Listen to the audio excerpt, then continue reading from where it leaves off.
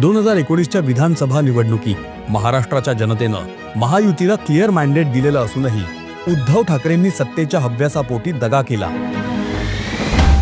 मात्र आज 2024च्या महाराष्ट्र विधानसभा निवडणुकीत जनतेनं त्यांना आपली जागा दाखवून दिली।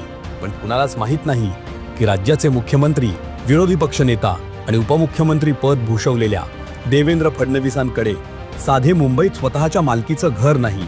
म्हणूनच 2019 साली मुख्यमंत्री पदावरून पायउतार झाल्यानंतर फडणवीसांना काही काळ मुंबईत एका भाड्याच्या घरामध्ये राहावं लागलं। एकीकडे कुठलाही उद्योगधंदा नसताना उद्धव ठाकरेंनी मातोश्री 2 उभारलं आणि इतकी पदं भूषवूनही देवेंद्रजींनी मुंबईत स्वतःचं घर घेतलं नाही। असो, 2019 नंतर विरोधी पक्षनेता झालेल्या देवेंद्रजींना चांगला बंगला मिळू नये यासाठी मुख्यमंत्रीपदी विराजमान झालेल्या उद्धव ठाकरेंनी कंबर कसली होती ऐकून आश्चर्य वाटेल। पण आज जो सागर बंगला महाराष्ट्राच्या सत्तेचं केंद्र बनलाय तोच सागर बंगला अनलकी असल्याने तसाच पडून होता। स्वतःला पुरोगामी म्हणून घेणारे देखील तिथे राहण्यास धजावत नव्हते।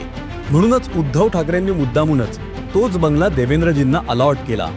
मात्र देवेंद्रजींनी काहीही न बोलता खंडर झालेला सागर बंगला स्वीकारला आणि वर्षभरातच तिथे नंदनवन फुललं, सत्तेचं केंद्र बनलं। आज त्याच सागर बंगल्यातून महाराष्ट्राच्या राजकारणाची चक्र फिरली।